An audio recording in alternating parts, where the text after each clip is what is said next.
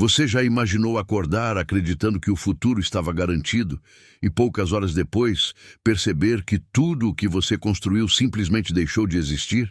Sem guerra, sem invasão, sem bombas, apenas números caindo, bancos fechando e uma economia inteira entrando em colapso.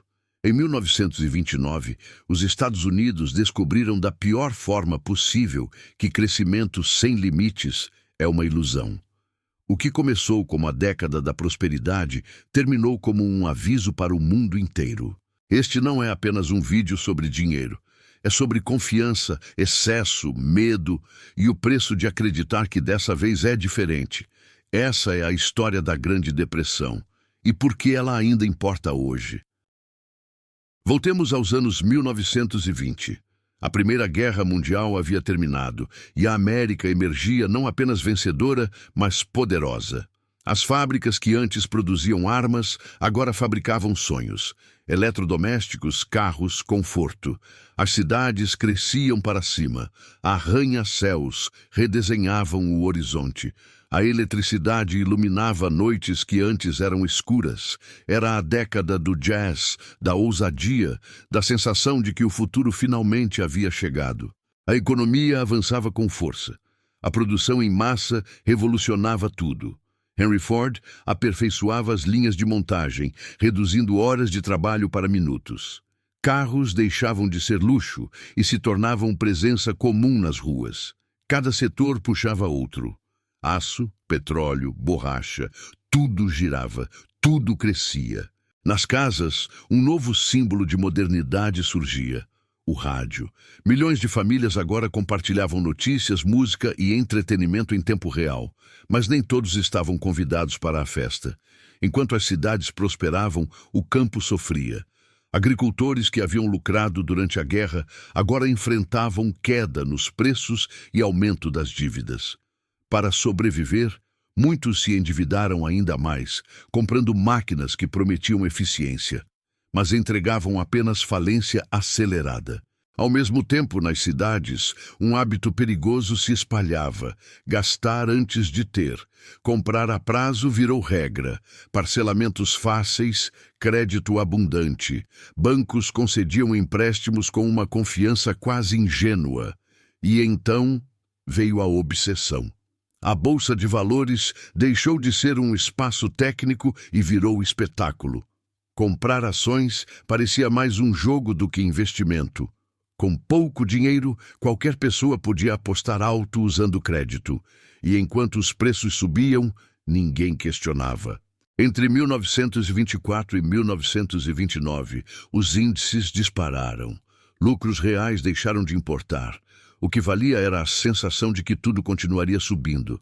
Alertas surgiram. Economistas avisaram que o sistema estava inflado, frágil, mas foram ignorados. O clima era de euforia, euforia cega, até que chegou outubro de 1929. Em poucos dias o mercado desmoronou.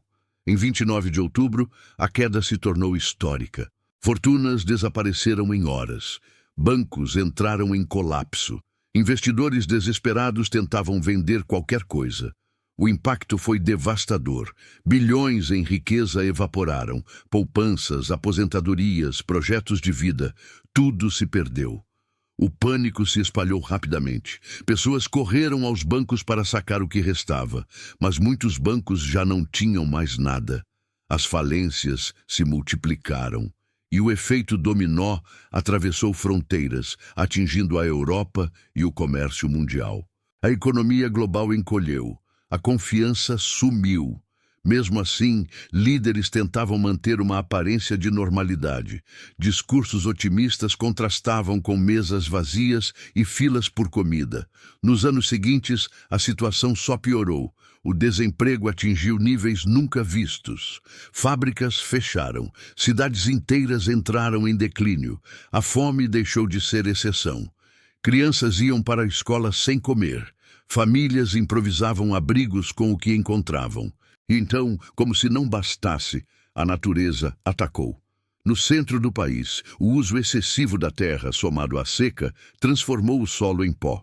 Tempestades de poeira cobriram cidades, plantações e casas. O sol desaparecia no meio do dia. Milhões abandonaram suas terras, migrando em busca de qualquer chance de sobrevivência.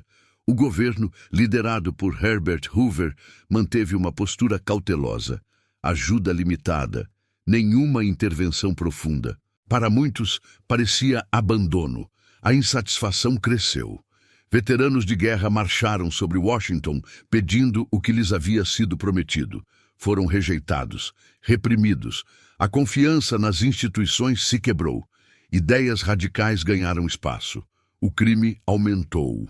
A sociedade parecia à beira do colapso total. Até que, em 1933, uma mudança aconteceu. Franklin Delano Roosevelt assumiu a presidência em meio ao caos e, em seu discurso, disse algo simples, mas poderoso. O único medo que devemos ter é o próprio medo. E desta vez, não foram apenas palavras. Programas de emprego surgiram. Milhões foram colocados para trabalhar. Estradas, pontes, barragens e escolas começaram a ser construídas. O sistema financeiro foi reformado. Bancos passaram a ser regulados. Poupanças protegidas. A eletricidade chegou a regiões esquecidas. A esperança voltou lentamente. A recuperação não foi rápida, nem fácil, mas foi real. A Grande Depressão não terminou com comemorações.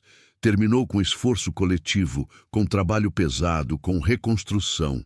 E quando a América finalmente começou a se reerguer, o mundo já caminhava para outro conflito, um conflito ainda maior, ainda mais destrutivo. Mas essa é outra história. A Grande Depressão não acabou com aplausos. Ela terminou com mãos calejadas, noites longas e uma nação tentando se reconstruir peça por peça. Nada voltou ao que era antes. E talvez esse tenha sido o maior legado. Os bancos nunca mais foram deixados totalmente livres. O Estado nunca mais ficou completamente ausente. E o povo nunca mais esqueceu o que acontece quando o otimismo ignora a realidade. A América sobreviveu, mas saiu diferente, mais cautelosa, mais ferida e, ao mesmo tempo, mais forte, porque crises não destroem apenas economias, elas revelam sistemas frágeis, líderes ausentes e a resistência silenciosa das pessoas comuns. E a pergunta que fica não é apenas histórica, é atual. Se algo assim começasse hoje, nós reconheceríamos os sinais?